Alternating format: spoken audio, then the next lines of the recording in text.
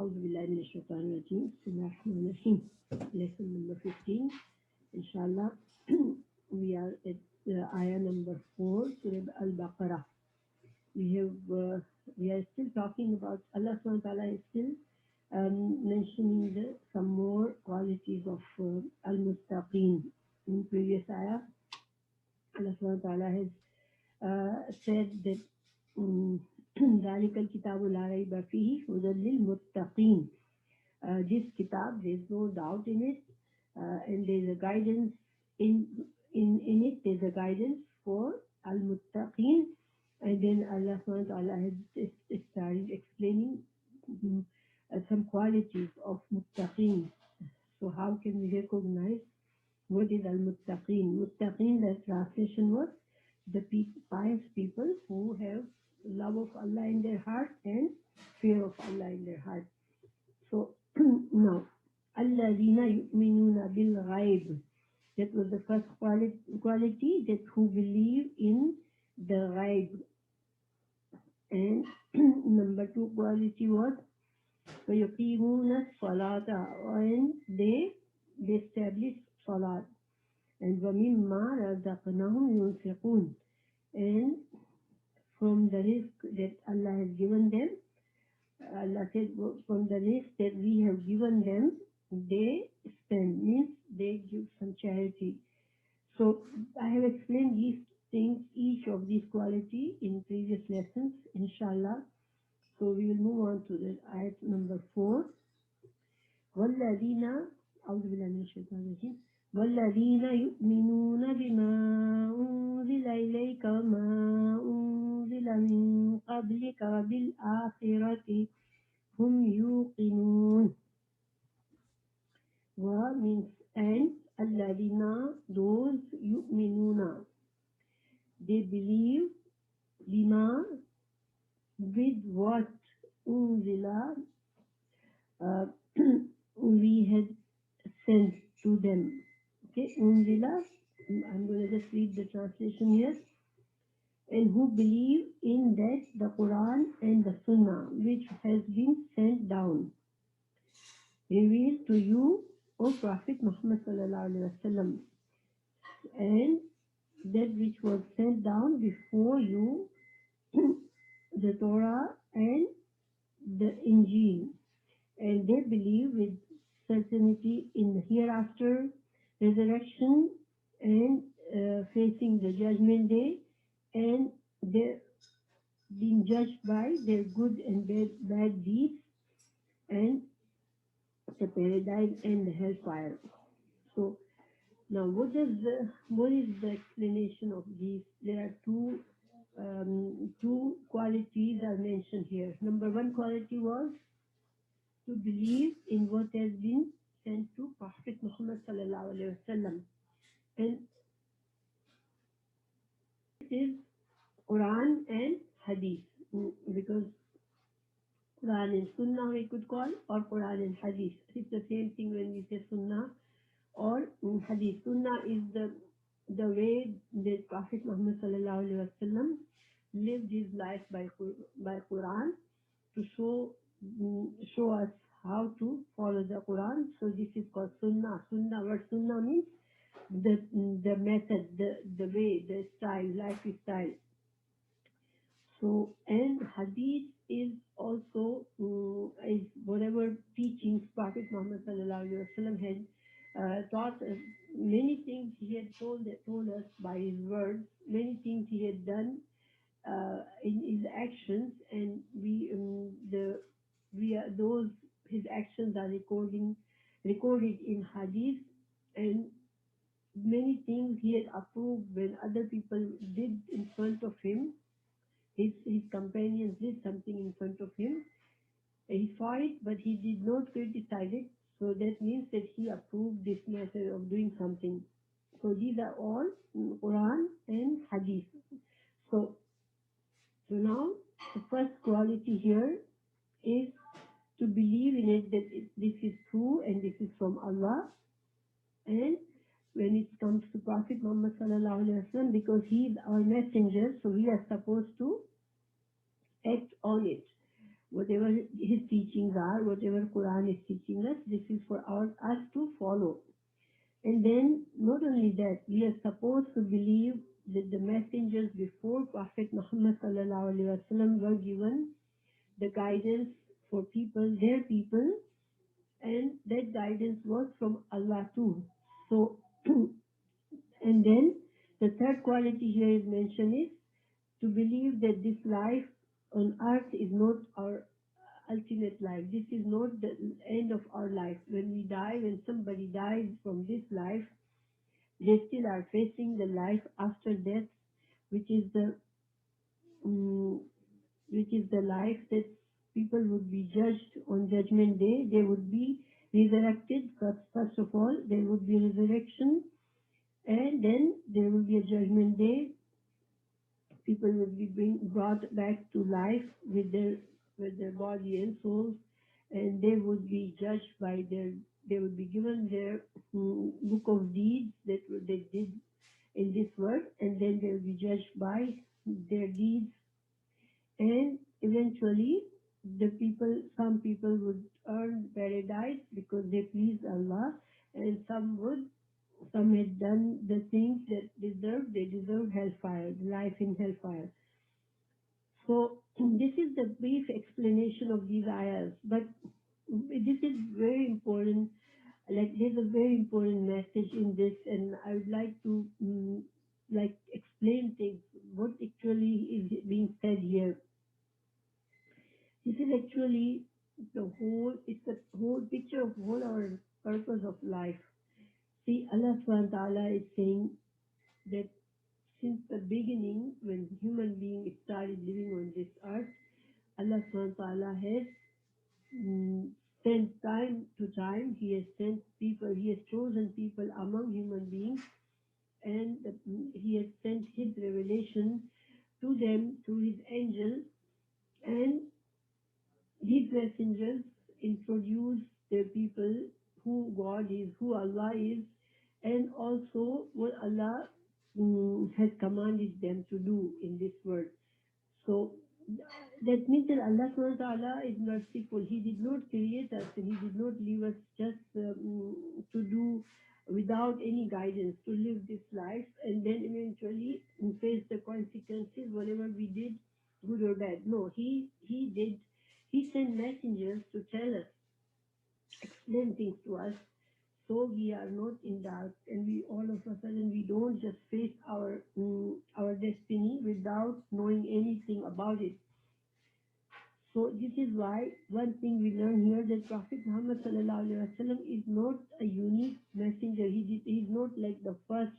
He's not like some strange phenomena that one of the human being is never happened, but one human being is saying that angels come and talk to him, and angels give him Allah's message.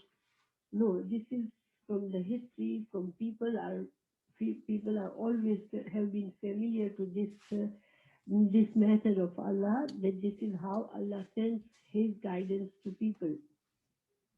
So it tells us that, okay, that means that we are, Allah, and also about the hereafter, we learn that the life is not, this is not our life forever. I mean, this life we will die, and then we will be brought back to life.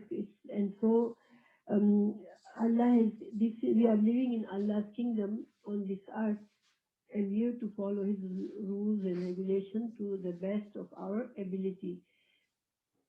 So this is very easy to understand. I mean, we in this life, we see that there are any government we see that they make rules and regulations, and the purpose we all understand. The purpose of these rules and regulations is to maintain peace and maintain some kind of safety and living conditions. If there were no rules and regulations, then there would be a chaos.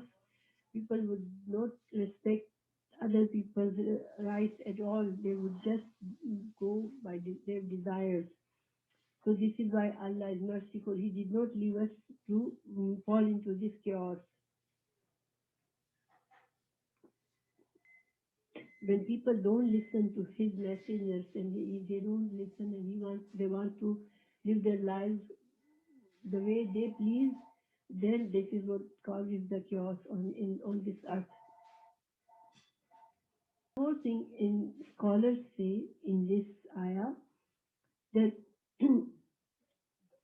Allah subhanahu wa ta'ala says, Allah says that believe in what is given to Prophet Muhammad sallallahu alaihi wasallam and believe in what was given to other messengers before him. But Allah does not say and believe in whatever would be given to the messengers to come. Like after Prophet Muhammad sallallahu alaihi wasallam, Allah subhanahu wa ta'ala did not say that anybody would come after him and then you have to believe that messenger too.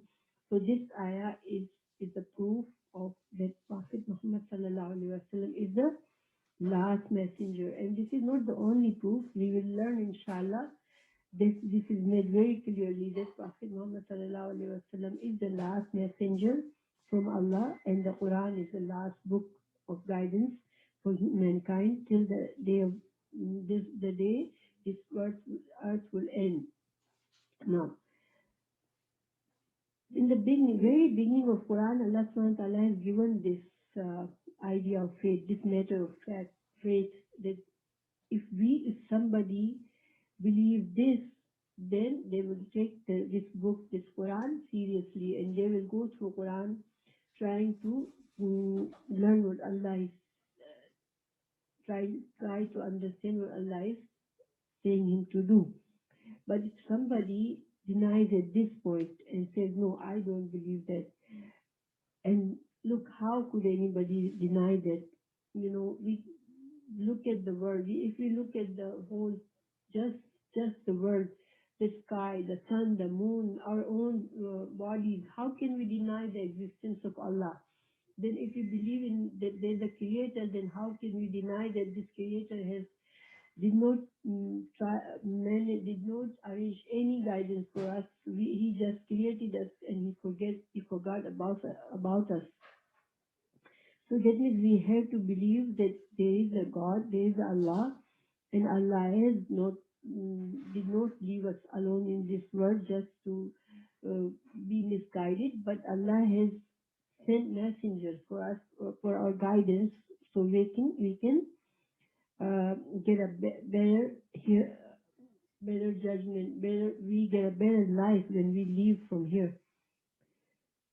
So if we believe that, then we're gonna try, and we're gonna try to understand this book with open heart, and this is what is the whole purpose.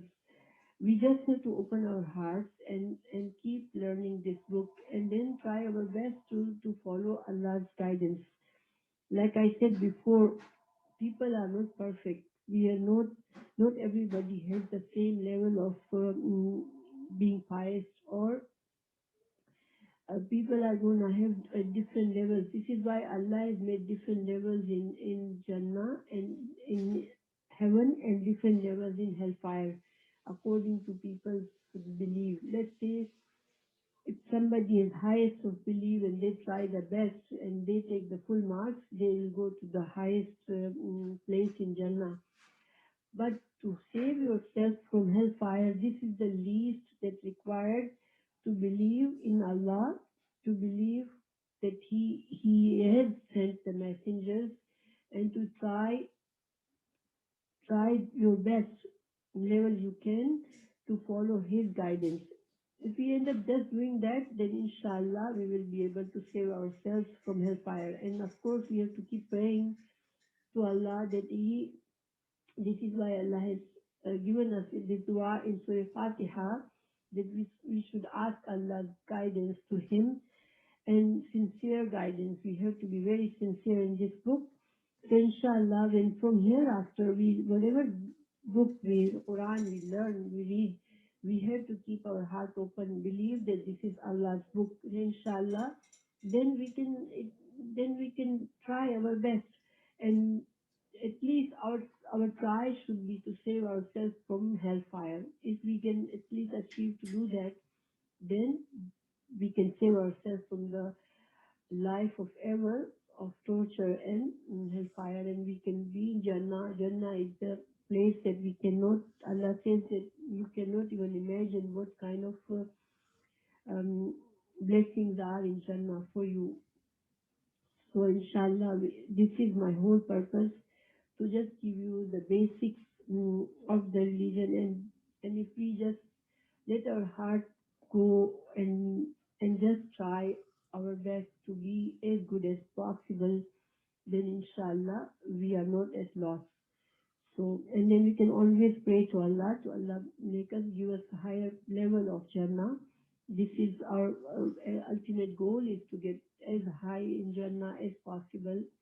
So we always pray to Allah, Allah give us Jannat al-Firdaus. So we should pray to Allah about Jannat al-Firdaus, and we should, at least at this point, by listening to this much Quran, we should have, our hearts should be open to take this book seriously, inshallah.